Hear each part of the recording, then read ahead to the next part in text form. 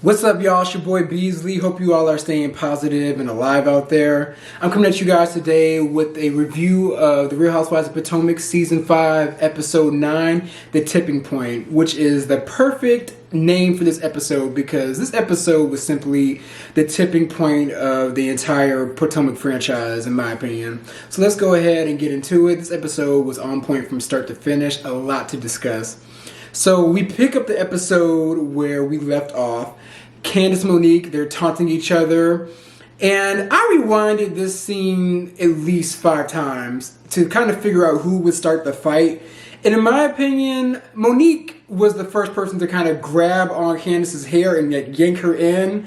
And when she got yanked in, Candice then proceeded to kind of, I don't know if she purposely splashed her in the face with her champagne or if she did it on accident because Monique was yanking her so hard, but it happened so fast. But I feel like Monique, not to be biased, but I feel like Monique did low-key start the fight. So them two are fighting, and that's when everybody steps in, and then the producers come in, and they try to separate them. Monique had like a kung fu grip on Candice's hair. Like, she had a firm grip on that. She would not let go. She was wailing on her head, on it almost reminded me low-key of like a Bad Girls Club fight. Like, she was just like wailing on her head like as hard as she could. I mean, who knows, her wrists are kind of small, so who knows if those punches were effective. However, the producers step in and they're able to separate them. They take Monique to like an alleyway, and Candice is still at the table. Her wig is all disheveled, and she's kind of taunting Monique from afar, calling her a hood rat, which rightfully so. And Monique is back talking to the producer. She's not really remorseful. Like, she's just very heated at this point. Karen then goes to check on Monique, but they won't let her in because they think that's Candice's. They want to figure out who's the person pulling on the door, and they think it's Candice, but it's Karen, but they still don't let her in. So then Candice, while Karen is checking on her, yells and calls Monique a ghetto hood rat. And then on top of that, Monique hears this and she's trying to barge through the door as hard as she can, but they're not letting her through, so she decides to go outside. They then usher Candice into a Sprinter. Not a Sprinter, I think it was like a Yukon. It's irrelevant. But they put her in a limo, and Monique sees where she is, and Monique proceeds to run outside after her. Like, she is trying to get to Candice hard. Like, she is just out for blood at this point. So they don't let Monique go. Someone catches her, and then they drive off with Candice in the car. We see Candice in the car. She's on the phone with Chris, basically telling him everything that happened. And then Monique is pissed and goes back inside to get her things, and she threatens to kill Candice if they ever bring her around again. And then you see Giselle and Robin, the green-eyed monsters, standing to the side like, oh, she's gonna kill her? Even though them two were low-key, it's like they low-key egged on this beef between Candice and Monique, but they didn't expect it to escalate to that type of level. So Ashley then says to Monique, oh, she talks a lot of mess, and she wonders why she wonders why people go off on her. But I'm like, Ashley, you do the same thing, so you're one to talk. But Ashley's just happy that the focus is shifted off of her off of this point. So they put Monique in a car. She goes home and calls Chris and tells Chris everything that happens. And Chris is just borderline, just overly embarrassed of the whole entire situation. And then the girls are back at the ranch, and they're all basically just shocked at what transpired. And they just really didn't think that things were going to escalate to that type of level. Now, y'all, my honest opinion, I've been waiting for this fight all year. But granted, everything that happened last week with Breonna Taylor and basically the cops getting away with murder, and then on top of the whole entire situation with Megan Thee Stallion continuously being disrespected by Tory Lanez, it's the end of the week we then see 2 black women fighting on TV. And to be honest, it didn't really sit right with me that day. Not to get on my soapbox, but these are my honest feelings. I really, the fight kind of bothered me, y'all. We haven't really seen a full-on, fight, especially on Bravo, ever since Portia and Kenya. I mean, correct me if I'm wrong, because I just started watching The White Housewives this year. But the fight, with everything that happened this week, the fight just did not sit right with me, and it kind of bothered me that, like, wow, yet again we have two black women fighting on television. Like, honestly, last week was not a good week for black women, and it's just very sad what transpired. And for that to happen at the end of just a miserable week, it didn't sit right with me, y'all. But later on, we see Wendy, and she's talking to her baby, and then in her confessional, she basically says that she is really bothered by the whole entire fight that transpired. She said that she's on the anchor in the news every day, speaking up for the people that don't normally have a seat at the table, but then it's like something like this happens and bam. So it's like, well, the people are going to be like, oh, well, you see, that's why we didn't give you guys a seat at the table. And I understood what she was saying. So we then see Giselle packing up for her trip to Atlanta to go visit Jamal so they can have that grand opening for the restaurant that they bought for their daughters. And she's kind of mortified by the whole entire fight that happened. And then she calls Robin, and they basically just sit there and talk about the fight. So Candice is home talking to Chris. She has a major headache. I believe Monique probably even headbutted her at one point, or maybe it was just from her wailing on her head. Probably from the jewelry, too. She probably got hit good with the wedding ring, come to think of it. But Candice basically just tells Chris, you know, I just want nothing to do with this lady. Like, she was legit trying to hurt me. Like, Candice knows, like, I talk a lot of mess, but I'm never trying to fight other people. And I feel like both of them are wrong. More so Monique than Candice, but both of them are wrong at the end of the day. Like, they were both just drunk boots, and it just escalated. There was already tension between them, and it just came to blows. So Chris is really just confused on how they went from apologizing to each other to having a full-on fight, and Candice is confused as well. So we see Karen at home, and she is having a chef come over to teach her how to cook. Now, in my mind, I'm like, Karen, y'all been married for borderline, like, what, 70 years? Like, you don't know how to cook at this point? Like, what's going on? But she's basically says in her confessional that she is really bothered by the fight, but at the end of the day, she has her own issues to deal with Ray at home. So, simply what I've been saying this whole season, Ray feels neglected by Karen because she's pouring more into her business than she is into her marriage. And I believe Ray is retired at this point, so he's kind of just like at home by himself for the most part, while Karen is filming this show, probably making appearances and also like pouring into her businesses and probably making appearances for that in business meetings. So Karen suggests that they have couples therapy, but Ray isn't feeling it. And Karen says that she was also invited by her old high school to host the homecoming. And she tells Ray that she wants to take the girls, but now she can't because all of them are pretty much beefed out at this point.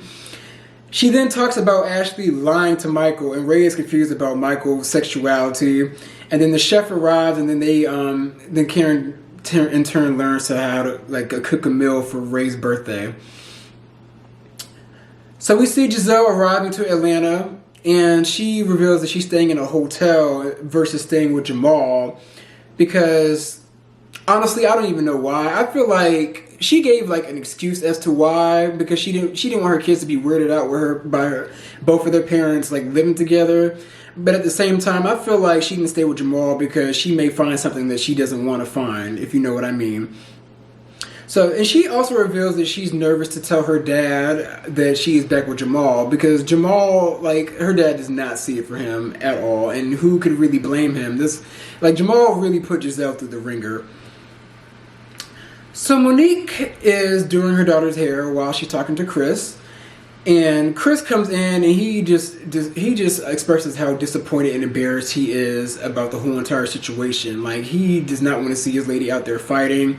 He is a football player, and football players have an image to uphold. But Monique basically doesn't care about the image. Like, she just wanted to get her attention out, and she was just out for blood for Candice. Like, Monique has no remorse for the whole entire fight whatsoever, and it's kind of sad. It's like, you two were beefing out, but like, what did Candice really do for you to want to fight her?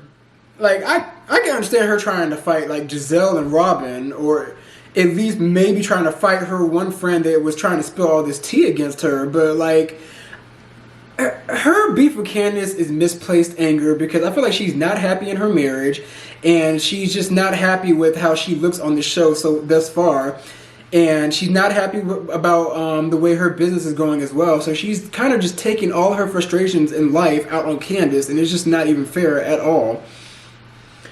So Monique says that she's basically done with Candice, and Chris just sits there and shakes his head in disgust. So Giselle, she goes and she has lunch with her dad. And she invites him to her daughter's restaurant grand opening. I mean, not really a grand opening. It's kind of just like a ribbon cutting ceremony because I guess the daughters are the new owners now. And then she then tells him what she was nervous about, which is the fact that she is back with Jamal Bryant. And in her confessional, she also reveals that her dad did not come to the wedding because I believe she said earlier that Jamal had cheated on her like right before the wedding, but they decided to walk down the aisle anyways. And that then goes back to that low self-esteem with Giselle that I was talking about. Her dad then says that, you know, she just wants Giselle to be happy, and she accepts him if he accepts him if she accepts him, basically, like, and he will be there to walk her down the aisle this time if they even make it that far, which they're not. This is a storyline relationship. That's all it is. So we see Ashley talking to Michael, and then one thing that stood out to me was she expressed to Michael, like, I'm just so tired, like the baby is like, he's waking me up in the middle of the night now. And my thing is, you two are married, right? Do y'all sleep in the same bed? Because wouldn't the baby be waking up Michael too? And that just goes back to the fact that I feel like she stays in that condo and Michael stays at the mansion that he owns. Like I feel like them two do not live together. Like he just goes over to the house whenever he wants to either make an appearance on the show, or he goes to the condo to basically like have intimacy time with Ashley.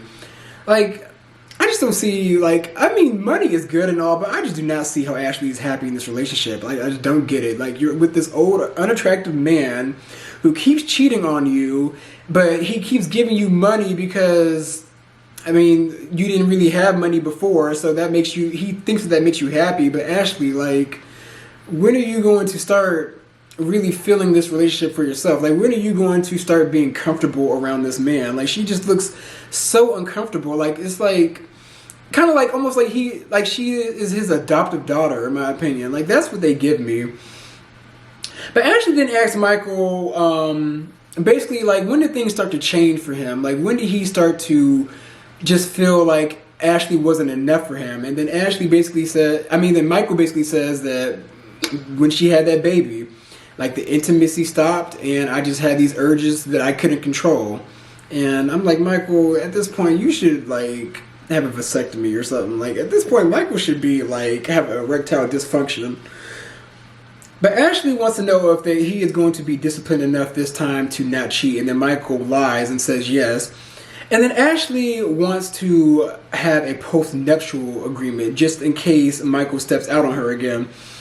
And in the confessional, she states that in the original prenup, Ashley was supposed to get 15% of their assets if they divorced. The post-nuptial agreement will basically just speed up the process. So we then go back to Giselle and the girls, and they arrive at the restaurant and have the nice little ribbon cutting ceremony. And then the producer asks Giselle, how many kids does Jamal have in total? And Giselle, like, skirts around that whole entire thing. She's like, you know what? I don't really address his kids outside of me because that wouldn't be fair to their mothers. I'm like, okay. So we then switch back to Karen and Ray, and they're having their couples counseling session. I believe it was her friend who's a radio host. So I guess she's like a part-time radio host and then also like a part-time marriage counselor. Okay. So they first off reveal that their intimacy is off. Like Ray says, they were able to just like get it in like on a daily basis, but now, especially because he's older, like it's just like, if it happens, if it happens. And then Karen also reveals like some trivial stuff, like she doesn't like the fact that Ray is snoring. Child, my ex used to do that. Like I literally could barely even get any sleep with him. And then Ray also reveals that he doesn't like how busy Karen is, and also her lack of cooking. Karen doesn't like the fact that Ray doesn't show her any affection. And then the counselor then asks, first she asks Karen, does she love Ray? And she's like, yes, I always love Ray. Like, and she's like, how do you know that you're still in love with him? She's like, because I can't be without him. But then the counselor then turns to ask Ray, and then if he's still in love with Karen. And then he says, I think I am. And it's just like, part of me still feels like this storyline is fake.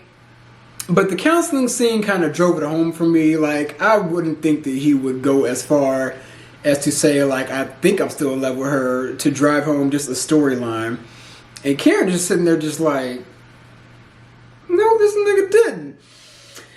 So Karen, so then the counseling session ends, and then Karen kind of just goes off on Ray a little bit. Like, she takes her shoes off, and she's basically like, I did not think that you were going to say an answer like that. Like, that really startles me. Like, she is really shocked that this man sat here and said that he thinks he's still in love with her. And then Ray's basically like, you know, things are just not the same that they were. Like, you don't have enough time for me, and I loved you a lot back in the day, but now, like, I'm sorry, like, the love is faded. So Karen is just, like, distraught, and she goes upstairs, and she cries to the producers. Like, she is just completely over it. So we then get to the end of the episode with Giselle. She's at the grand opening at the restaurant, and this is the first time her dad has seen Jamal in years. They put the girls to work at the restaurant, and everyone then sits down to eat. And Jamal then congratulates Giselle and the girls on, like, a job well done.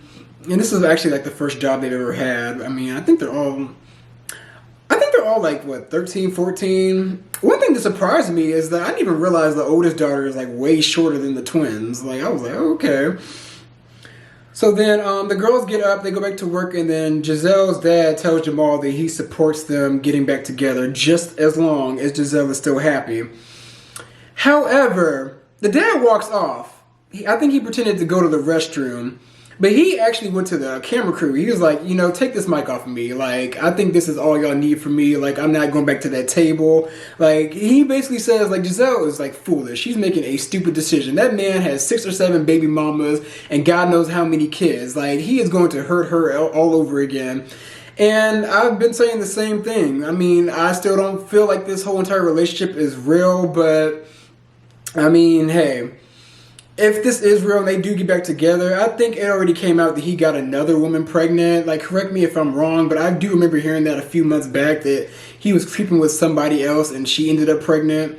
And I really wonder how many kids he has in total. He has 3 with Giselle, and then the dad said he has 6 or 7 baby mamas, so that's probably borderline almost 10 kids or more at this point. Like, that's why I call him a false prophet, y'all. Like, I'm sorry. Like, some professions, like, not everybody, like, you can't expect a person to be perfect, but somebody that is a patcher, like, I expect you to be, like damn near close. Like, what is going on? Like, this is why black people in my generation are going away from the black church, because it's just nothing but scandal and lies. But those are my views on the episode. It was a pretty good episode. I will give it, I give it about a 9 out of 10. I would have given it a 10 out of 10, but it was just like the whole accumulation of BS that happened last week, and then we see 2 black women fighting. That just really bothered me, so I just take 1 point off for that. But that's my views and opinions on this episode. Be sure to like, comment, and subscribe, and I'm going to come at you guys with some more content.